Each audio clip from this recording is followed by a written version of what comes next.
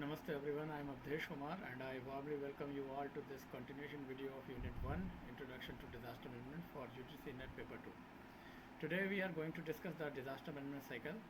The disaster management cycle is a popular topic. Many of you may come from disaster management background, have studied this topic before or have heard about it. Here we will discuss it from the perspective of its competitive importance, particularly in the UGC NET exam. For example, we will see how question may be asked and how to handle any confusion while answering them. Before we begin, I would like to mention I have already discussed key terms, definition and related terms in the previous video. You may refer that so that you can have a good understanding of the concept and the key terminology, which will be helpful for the coming lectures and including this one also. And here let's follow the approach of learning from questions, and here are three one of the basic one. So these type of questions are very common related to disaster management cycle topic. And the first question is the how many phases are there in disaster management cycle. So options are 7, 6, 5, 4, and this is simple one. And second question we can see related to the sequence, like what is the correct sequence of phases of disaster management cycle. So, and third one is the cycle involve activities like search and rescue operation. So again we can see four options here. So we can only answer these three questions if we have an understanding of various phases of disaster management cycle. And particularly the first question, let's सी कि इसमें गलती होने की संभावना इसमें ज़्यादा होती है, क्योंकि कई बार इंटरनेट पर जब सर्च करते हैं डिज़ास्टर मैनेजमेंट साइकिल को, तो कई सारे रिसर्चर्स ने कहीं कहीं 5 भी शो किए हैं, कहीं 4 आपको दिखने को मिलेंगे इमेजेस, ऐसे 4 और 5 साइकिल दिखाई पड़ेगा, कहीं कहीं इवन 6 और 7 भी दिखाई पड़ेंगे. तो ये कन्फ्यूज़न बहुत ज़्यादा है कि अगर हमने कहीं से अगर सरफेस लेवल पे स्टडी किया है इसको, तो आंसर 5 भी लगा सकता है, कोई 6 भी लगा सकता है, और कहीं कहीं गलती से 7 भी लगता है, 4 भी लग सकता है, कुछ भी लग सकता है. मतलब चारों में से कोई भी ऑप्शन लगने के कन्फ्यूज़न बहुत ज़्यादा हो सकता है. और इसी तरीके से अगर एक आपको ऑर्डर नहीं पता होगा तो सेकंड क्वेश्चन बड़ा डिफिकल्ट हो जाएगा आंसर करना. और इसी तरीके से कौन सी एक्टिविटी बेस्ड, अगर कौन सी एक्टिविटी किस फेज़ में लाई करती है, तो वो प्री डिज़ास्टर एक्टिविटी है या पोस्ट डिज़ास्टर एक्टिविटी है. तो इन तीनों क्वेश्चन के बेसिकली आंसर हमें जानने के लिए डिज़ास्टर मैनेजमेंट साइकिल को पढ़ना होता है. और अभी जैसे हम देख सकते हैं बहुत पॉपुलर कॉन्सेप्ट है, लेकिन इसका बैकग्राउंड हम पहले देख लेते हैं. तो शुरुआत में देखा जाए तो काफ़ी सारे आज की तारीख में तो स्कॉलर्स, ऑफिशियल्स बड़े सारे अपने डॉक्यूमेंट्स में डिज़ास्टर मैनेजमेंट साइकिल को शो करते हैं, कई डॉक्यूमेंट्स का हिस्सा होता है. और ये जो लेकिन अगर एक कंसेंसस की बात हो कि पहली बार इसको कहाँ देखा गया, किस तरीके से हमने इसको पहली बार यूज़ होते हुए देखा, तो इसके बारे में थोड़ा कंसेंसस और एग्रीमेंट एग्जिस्ट करना थोड़ा कम करता है इसमें, कि थोड़ा डिबेटेबल इशू है कि ये पहली बार कब एग्जिस्टेंस में आया और किस तरीके से हुआ. लेकिन अगर हम अर्ली सोसाइटीज़ को देखें तो शुरुआत में डिज़ास्टर मैनेजमेंट एक कम्युनिटी बेस्ड और इनफॉर्मल नेचर का रहा है, यानी कि ज़्यादातर लोग इसको सुपरस्टिशन से जोड़ के देखते थे, कई सारे इनको डिवाइन पावर से जोड़ के देखते. फॉर एग्जांपल लाइटनिंग, भारत के अंदर लाइटनिंग के बारे में आकाशवाणी, इस तरीके से अलग अलग अगर दुनिया में देखें तो लाइटनिंग के गॉड ही बहुत सारे डेडिकेटेड. तो इस तरीके से आपदाएं या डिज़ास्टर्स जो हैं वो अलग अलग सोसाइटी में, अलग अलग कम्युनिटी में वे सभी डिवाइन पावर से जोड़कर देखी जाती थी शुरुआती दौर में.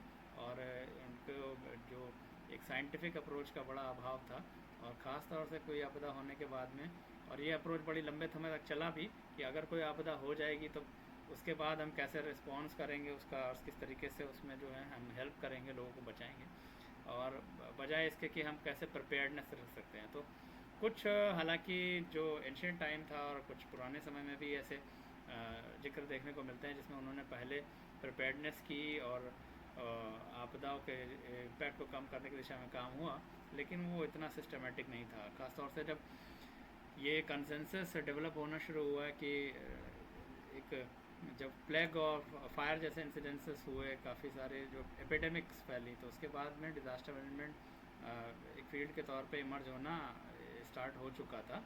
और 18वीं शताब्दी में ब्रिटिश गवर्नमेंट जो थी उसने फायर और शिपव्रेक को जो हैंडल करना था, डील करना था, उसके लिए उन्होंने एक सिस्टम को इस तरीके का डेवलप किया.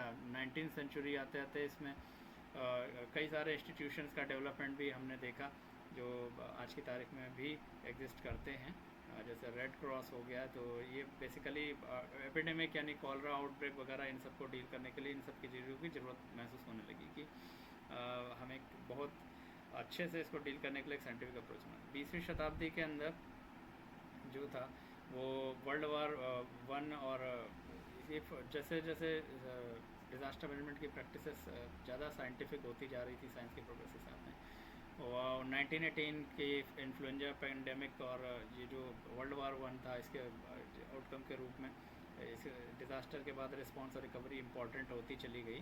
लेकिन अभी भी ये कुछ कह सकते हैं कि लीनियर फेस में थी, ये अभी साइकिलिक अप्रोच बना नहीं था।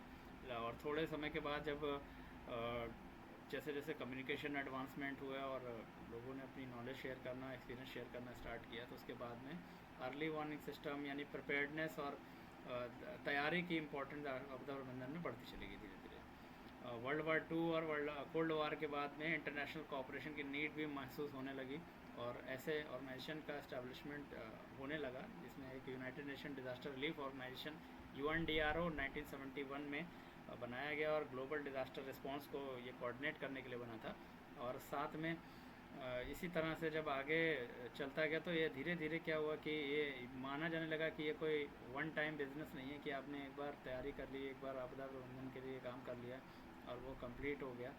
ये it means that it is not disaster management is not a destination, it is a continuous process. That's why linear disaster phases से ये बाद में एक साइकिलिक फॉर्म में बदल गया कि कोई आपदा होने के बाद फिर से तैयारी में लग जाना है कि अगर वापस उस आपदा की पुनरावृत्ति होती है तो हम बेहतर तरीके से तैयारी से उसके इम्पैक्ट को कम कर सकें, उससे जो लेसन सीखें उससे याददाश्त तैयारी रख सकें। आगे इसको एक सिस्टमेटिक अप्रोच में हम जान सकते हैं कि रिलीफ सेंट्रिक अप्रोच जो है वो रहता था शुरुआती दौर में। अब लेकिन इसके बाद में एक होलिस्टिक और इंटीग्रेटेड अप्रोच डेवलप करने की बात की गई जो ज़्यादा प्रोएक्टिव हो नेचर में, बजाय एक आपदा होने के बाद हम कुछ करें उससे पहले आपदा होने से पहले उसकी तैयारी कर लें। तो इससे एक पैराडाइम शिफ्ट हुआ जहाँ जिससे प्रोएक्टिव डिज़ास्टर मैनेजमेंट और होलिस्टिक डिज़ास्टर मैनेजमेंट की एग्जिस्टेंस दुनिया में सामने आई। इसके बाद में अगर भारत की ही बात करें इस लाइन पे तो नेशनल पॉलिसी और डिज़ास्टर मैनेजमेंट 2009 ने भी इसे एम्फसाइज़ किया इस पैराडाइम शिफ्ट को कि हमें रिलीफ सेंट्रिक अप्रोच से proactive prevention, mitigation and preparedness driven approach पर जाना होगा। और इसी के बेस पे इंडिया में भी प्रयास शुरू हुए। तो ये डिज़ास्टर मैनेजमेंट का एक बेसिक हम कह सकते हैं बैकग्राउंड था कि कैसे एक लीनियर फेज़ से ये साइक्लिक फेज़ में गया, क्योंकि ये कोई डेस्टिनेशन नहीं है। आपदा प्रबंधन की हमने कर लिया और इसके बाद हमें ज़रूरत नहीं पड़ेगी, लेकिन कभी आपदा होने के बाद फिर अगली तैयारी में भी वो साइक्लिक प्रोसेस की तरह जुट जाना है। जैसे कि आगे आपदा आती है तो उसके बाद में उसका अगला इम्पैक्ट हम पिछले अनुभवों के आधार पर तैयारी करके कम कर सकें जितना हो सके। और ये हमने डिज़ास्टर रिस्क रिडक्शन के कॉन्सेप्ट में भी देखा था। अभी डिज़ास्टर साइकिल हमारे सिलेबस में है UGC नेट के, और इसको पॉपुलरली डिज़ास्टर मैनेजमेंट साइकिल के नाम से भी जाना जाता है। तो अगर हम बेसिक इसके फेजेस की बात करें, जिसको हम प्राइमरी फेजेस की बात करते हैं, तो mitigation, preparedness, response and recovery, this are the 4 basic phases we can say in disaster management cycle. And अब हम अगर इसमें ऑथेंटिक डेटा को लेते हैं, क्योंकि हमें आंसर करने हैं अगर उसमें, तो हमें बिल्कुल सही पता होना चाहिए कि कितने फेज़ होते हैं, 4 होते हैं, 5 होते हैं, 6 होते हैं, 7 होते हैं। तो अगर हम जो हमारा नेशनल डिज़ास्टर मैनेजमेंट प्लान जो रिवाइज हुआ था 2019 में, नवंबर 2019 में, तो उसके हिसाब में उसमें जो डायग्राम दिया है, इसका जो फिगर दिया गया है, इसमें हमारे पास एक है, इसमें 4 फेज़ दिखाए गए हैं जो कि ऊपर मेंशन इस डायग्राम में देखे भी जा सकते हैं। तो अगर इसे हमें देखना है तो हमें इसे आधे आधे पार्ट में देखना होगा। पहला पार्ट जो है वो प्री डिज़ास्टर फेज़ है, यानी आपदा होने से पहले का समय, और दूसरा है आपदा हो जाने के बाद का समय, यानी पोस्ट डिज़ास्टर समय।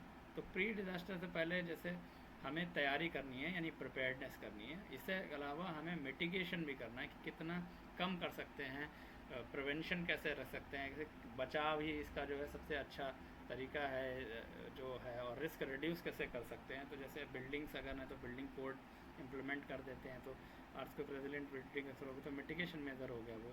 इसी तरीके से प्रिपेयर्डनेस, तो किसी डिज़ास्टर को होने के बाद में कभी भी हम ये 2 फेज़ मिटिगेशन और प्रिपेयर्डनेस की बात नहीं कर सकते हैं, क्योंकि ये डिज़ास्टर अगर हो गई तो उसके बाद तो रिस्पॉन्स करना ही एकमात्र रास्ता है। तो रिस्पॉन्स उसके बाद एक पोस्ट डिज़ास्टर फेज में हमें देखने को मिलता है। इसके बाद उस रिस्पॉन्स करने के बाद रिकवरी, कैसे समाज फिर से अपने जो शुरुआती उसमें शुरुआती समय था यानी आपदा से पहले का नॉर्मल था उसमें लौटेगा, कैसे वो नॉर्मलसी की तरफ जाएगा, इसकी तैयारी होती है रिकवरी के बाद। और उसके बाद फिर ये साइकिल लगातार कंटिन्यूसली चलता रहता है, जिससे कि एक सुरक्षित समाज का निर्माण हम कर सकें, आपदा सुरक्षित समाज का निर्माण कर सकें। तो ये एनडीएम अगर हम देखें तो ये डिज़ास्टर मैनेजमेंट साइकिल का बेस है, सबसे इम्पॉर्टेंट डायग्राम है। और हम देख सकते हैं कि इसमें दो प्री डिज़ास्टर और पोस्ट डिज़ास्टर, दो हम कह सकते हैं कि तरीके से हम समझ सकते हैं कि इसके अंदर प्री डिज़ास्टर फेज में प्रिपेयर्डनेस और मिटिगेशन है, और पोस्ट डिज़ास्टर में हमारे पास रिस्पॉन्स और रिकवरी है। तो 4 फेज इसमें प्राइमरी देखने को मिलते हैं। अब अगर हम मिटिगेशन, प्रिपेयर्डनेस, रिस्पॉन्स, रिकवरी, जो 4 फेज़ हैं उनको अगर हम देखें तो उसकी डेफिनेशन, ऑब्जेक्टिव और की एक्टिविटीज़ इसमें टेबल में देखी जा सकती हैं। डेफिनेशन हम पहले ही हम जो वीडियो है, जो फर्स्ट इंट्रोडक्शन की टर्म्स डेफिनेशन कॉन्सेप्ट के बारे में हम जब चर्चा कर रहे थे पहले वीडियो में, तो उसमें कवर हो चुकी, तो इसके लिए मैं नहीं जाऊँगा। हम यहाँ इसका ऑब्जेक्टिव देख लेते हैं। मिटिगेशन का मेन ऑब्जेक्टिव जो है that is about to prevent और reduce the severity of disasters impact. किसी इम्पैक्ट जो है डिज़ास्टर इम्पैक्ट उसको कम कैसे कर सकते हैं। तो जैसे हमने बताया कि बिल्डिंग कोड्स और जोनिंग रेगुलेशन लागू करके, पब्लिक अवेयरनेस एंड एजुकेशन बढ़ा करके, कैपेसिटी बिल्डिंग प्रोग्राम्स ला करके ज़्यादा तैयार समाज ज़्यादा बेहतर तरीके से आपदा का सामना कर सकता है। इसी तरीके से कंस्ट्रक्टिंग बैरियर्स है, reinforcing existing structure, promoting the sustainable land use planning and developing the and enforcing regulation like industrial safety। तो ये हमारे कुछ की एक्टिविटीज़ हैं जो हम मिटिगेशन के लिए कर सकते हैं, जिससे कि किसी आपदा का इम्पैक्ट कम से कम हो समाज पे। फिर प्रिपेयर्डनेस की बात आती है, तो प्रिपेयर्डनेस के जो हेड में अगर हम डिस्कस करें इस फेज़ के अंदर, हम कैपेसिटी को इन्हांस करने की बात करते हैं, कम्युनिकेशन और कैपेसिटी ऑफ कम्युनिकेटिंग कम्युनिटीज़ और individual and organisation to respond to disaster, यानी प्रिपेयर्डनेस तैयारी कैसे रखी जाए। तो यहाँ पर हम यहाँ पर प्लान्स को बनाते हैं कि उनको डेवलप के, जैसे भारत के अंदर नेशनल डिज़ास्टर प्लान है, स्टेट डिज़ास्टर प्लान है, डिस्ट्रिक्ट डिज़ास्टर प्लान भी होते हैं। तो ये प्रिपेयर्डनेस करके पहले से तैयार प्लान करके रखा हुआ है कि अगर ये स्थिति बनेगी आपदा की तो हम क्या कर सकते हैं, कि एकदम से कोई नहीं जान सकता कि आपदा आई तो आप क्या करें। तो इसलिए पहले से प्लानिंग ज़रूरी है। तो plan is a important part of the preparedness phase and conducting drills and exercise. ये मैंने कैपेसिटी बिल्डिंग की बात है यहाँ पर हो रही है, नॉन स्ट्रक्चरल मेजर्स कह सकते हैं हम किसी आपदा से निपटने के लिए। एस्टैब्लिशिंग अर्ली वार्निंग सिस्टम, जैसे कहावत भी है कि जिसे पहले पता होता है वो पहले तैयार होते। 4 warned is 4 armed. So there the early warning system enables us to respond to the disaster or be prepared for the situations। तो इसका हम अर्ली वार्निंग सिस्टम का इम्प्लीमेंटेशन भी इसमें देखते हैं। Training first responder emergency personal, जो कि आपदा की स्थिति में मदद करेंगे, कैसे पहले रिस्पॉन्ड करेंगे, इन सब को तैयार करने प्रिपेयर्डनेस के अंदर जाता है। और stock piling the essential supplies and equipment, जो हमारी एसेंशियल सप्लाई है फर्स्ट एड की, जो सप्लाई की जो मेडिसिन है इन सब का, और इक्विपमेंट जो हमारे पास में है, पीपीई हैं, पर्सनल प्रोटेक्टिव इक्विपमेंट, ये सब होने चाहिए। यहाँ पर प्रिपेयर्डनेस के लिए गवर्नमेंट ऑफ इंडिया में नेशनल डिजास्टर अथॉरिटी के अंतर्गत भी एक बहुत अच्छा प्रोग्राम चलता है जिसको आपदा मित्र स्कीम कहा जाता है। और कई सारे कैपेसिटी बिल्डिंग प्रोग्राम्स समय समय पर ये अलग अलग ऑर्गेनाइजेशन चलाते रहते हैं। और रेस्पॉन्स का जो है पार्ट, ये अभी आपने दो जो देखे मिटिगेशन और प्रिपेयर्डनेस, ये असल में हम देख सकते हैं कि प्री डिज़ास्टर के समय का हिस्सा है कि आपदा से पहले हम क्या कर सकते हैं। ये दो हैं वो आपदा होने के बाद रिस्पॉन्स करने का। रिस्पॉन्स यानी कि to minimise the immediate impact of the disaster and need to the urgent needs of those who are affected. तो जो प्रभावित हो चुके हैं किसी आपदा की वजह से, तो उनको कैसे मदद पहुंचाई जाए जल्दी से जल्दी। Activating emergency operation centre, conducting search and rescue operation, providing emergency medical care and first aid, distributing food water and shelter, restoring the critical infrastructure and services. Critical infrastructure and services का मतलब है कि ऐसे infrastructure जो इनका function करना बहुत ही important है, जैसे कि पुलिस स्टेशंस हो गए, या फिर हमारे पास जो वहाँ पर किसी तरीके से पावर सप्लाई जहाँ से हो रही है, क्योंकि अगर कम्युनिकेशन डिस्ट्रप्शन अगर मान लीजिए हो जाता है किसी आपदा की स्थिति, तो it is just like the opening of the Pandora box. तो इसलिए कम्युनिकेशन को बहुत हाई प्रायोरिटी दी जाती है डिज़ास्टर मैनेजमेंट के। तो इस तरीके क्रिटिकल इंफ्रास्ट्रक्चर जो है जिस पर जिससे कि हम कोई हॉस्पिटल अगर मान लीजिए किसी भूकंप में कोई हॉस्पिटल ही टूट जाता है, तो वो एक क्रिटिकल इंफ्रास्ट्रक्चर कोलैप्स हो गया, तो बाकी की कम्युनिटी जो घायल है उनको कैसे मदद दी जाएगी। तो that's why we have to take care of that restoring how we can restore this critical infrastructure and services as soon as possible in the response phase. And here is the recovery part. Recovery मतलब जैसे कि हम अगर उदाहरण के तौर पर देखिए, कहीं पर अगर आपदा घट जाती है, उसके बाद में हमने वहाँ पर जो इनको रिस्पॉन्ड करके जिनको बचाना था बचा लिया, लेकिन फिर भी वहाँ पर जो इंफ्रास्ट्रक्चर का नुकसान हो गया। इसके अलावा अगर हम देखें कि जो लोग हैं जो आपदा से प्रभावित हुए हैं, उनके ऊपर काफ़ी तरीके से, जैसे किसी ने यदि अपने परिवार के सदस्य को खोया है तो उसके ऊपर उसका साइकोलॉजिकल इम्पैक्ट भी पड़ा होता है। तो इस तरीके से रिकवरी कैसे जाएगी, केवल फिजिकल टर्म्स में नहीं, उसके साइकोलॉजिकल उसको किस तरीके काउंसलिंग हम दे सकते हैं, तो रिकवरी के अंदर आता है। जैसे उसको साइको सोशल सपोर्ट को प्रोवाइड करना, फाइनेंशियल असिस्टेंस प्रोवाइड करना, इंश्योरेंस क्लेम्स को सेटल करना, डैमेज एंड नीड असेसमेंट, जिसमें एक टूल जो अगर आगे आएगा हमारे सिलेबस का हिस्सा भी है, इसमें यूजीसी नेट में post disaster need assessment PDNA, तो डैमेज एंड नीड असेसमेंट किया जाता है, इससे पता हो सके कि क्या हमें रिकवरी के लिए किस तरीके की जो असिस्टेंस है वो चाहिए और कहाँ कहाँ चाहिए। Offering psycho social support and counselling, इसके अलावा implementing measures to reduce future risk and vulnerability. ये जो हमने जो आपदा के दौरान लेसन सीखे हैं, तो जब रिकवरी फेज में हम जा रहे हैं तो ये सही नहीं होगा कि जिस निर्माण का या इंफ्रास्ट्रक्चर या जिस कमियों को हमने एक आपदा में देखा है कि वो कमज़ोरी साबित है, तो अगली बार जब हम इंफ्रास्ट्रक्चर या फिर इस तरीके का डेवलपमेंट वहाँ कर रहे हैं, हम फिर वैसा ही डेवलपमेंट करते हैं। अब हमें और बेहतर बनाना है, यानी बिल्ड बैक बेटर, ये भी एक कॉन्सेप्ट है जिसको आगे हम पढ़ेंगे भी। अब जो कॉम्पिटिटिव पर्सपेक्टिव में जो कन्फ्यूज़न होता है वो ये है कि इसमें से 4 आंसर होगा या 5 आंसर होगा। तो अगर हम नेशनल डिजास्टर प्लान 2019 के इस डायग्राम को देखें तो इसमें 4 फेज मिटिगेशन, प्रिपेयर्डनेस, रिस्पॉन्स और रिकवरी, और ये इस पर्सपेक्टिव से अगर हम देखेंगे तो हमारे पास में जो ऊपर हमने क्वेश्चन पूछा था उसका आंसर 4 होगा। और कन्फ्यूज़न से बचने के लिए यहाँ पर कई सारे जगह पर क्या है कि कई सारे इस डिज़ास्टर मैनेजमेंट साइकिल के वर्जन भी इंटरनेट पे इस वक्त में हैं। जैसे कि ये अगर आप देखेंगे तो यहाँ पर डिज़ास्टर साइकिल लिखा हुआ, आप अगर सर्च करेंगे तो इंटरनेट पे आपको मिलेगा। तो यहाँ पर ये कन्फ्यूज़न हो सकता है कि response, recovery, development, mitigation, preparedness 1 2 3 4 5, तो 5 फेज़ यहाँ देखी जा सकती है। तो कोई अगर कन्फ्यूज़न में अगर इसको देख कर जाएगा, उसने यही गिन लिया, तो वो 5 भी लगा सकता है आंसर। तो इसके साथ में 6 और 7 फेज़ वेरिएशन वर्जन भी देखने को मिलता है। जैसे कि ये एक डायग्राम लिया गया है, ये भी इंटरनेट पे अवेलेबल है। Review of the hospital disaster management preparedness in Arabian gulf countries, it is a part of a paper published in August 2019 by Mustafa Kofi and team.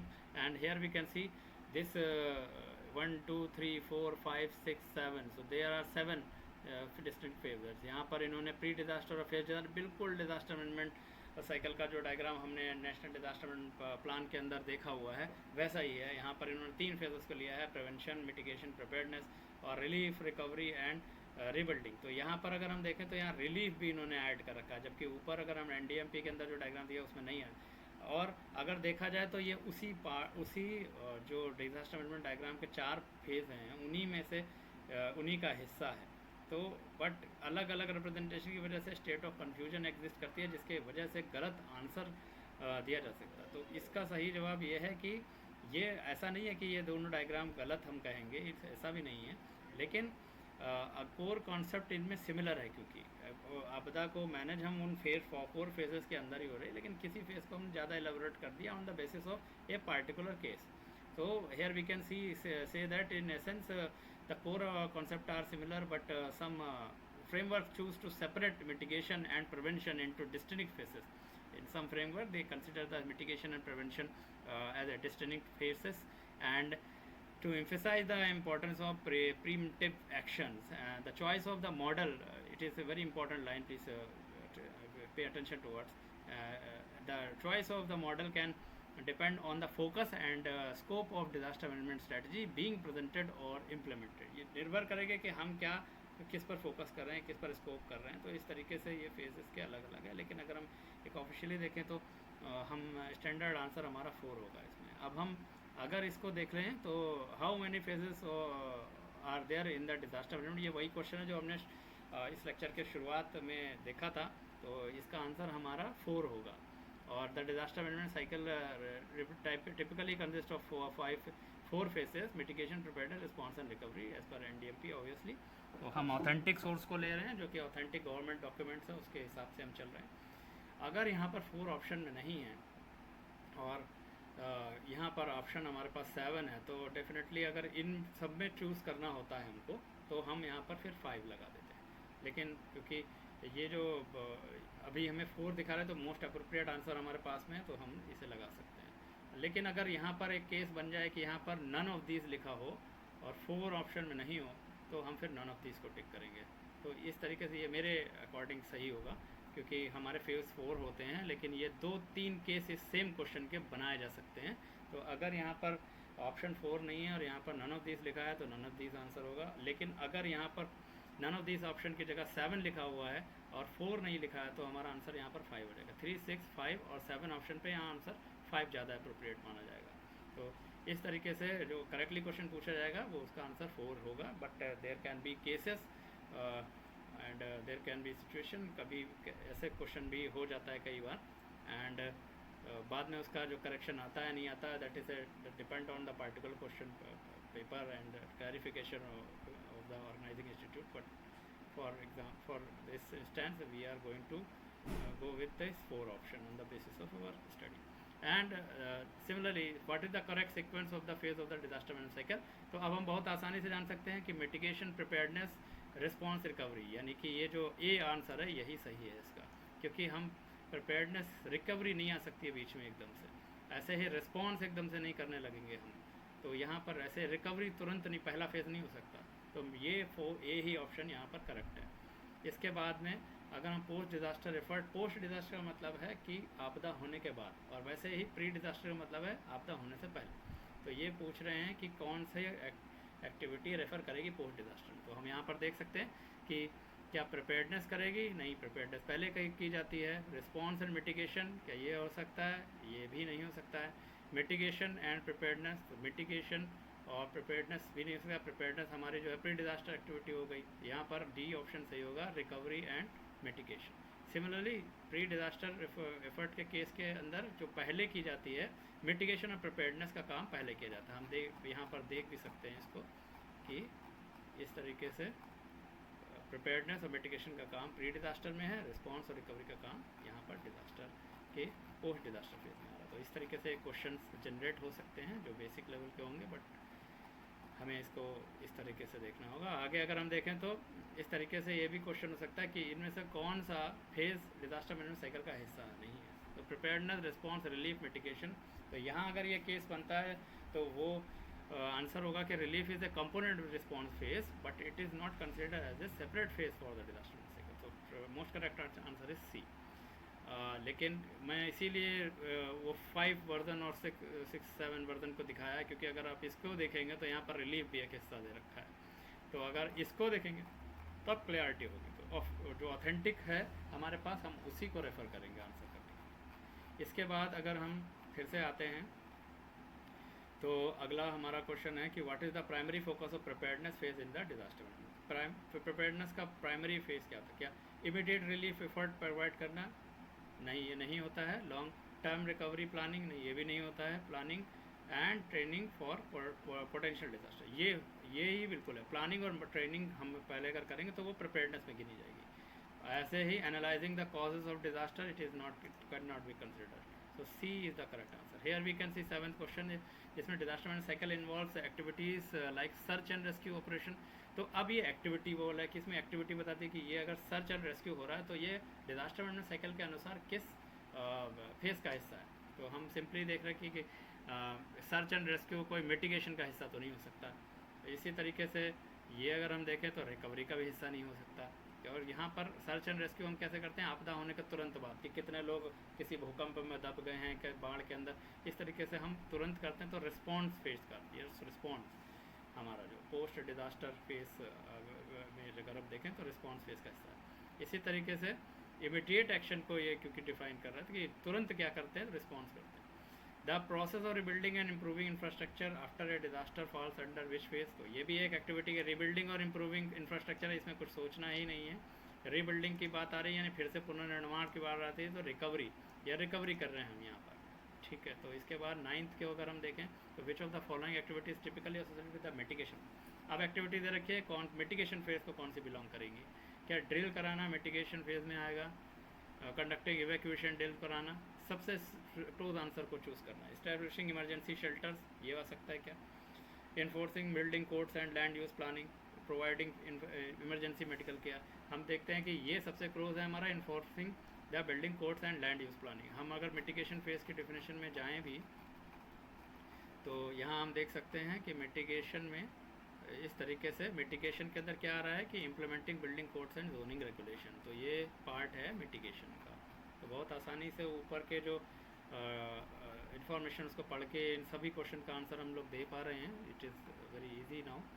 और इसी तरीके से कि विच ऑफ द, ये हमने पढ़ लिया अभी आगे देख लेते हैं। 11th क्वेश्चन कि which phase of the disaster management cycle is directly concern with reducing the impact of future disaster. Mitigation phase. Sorry.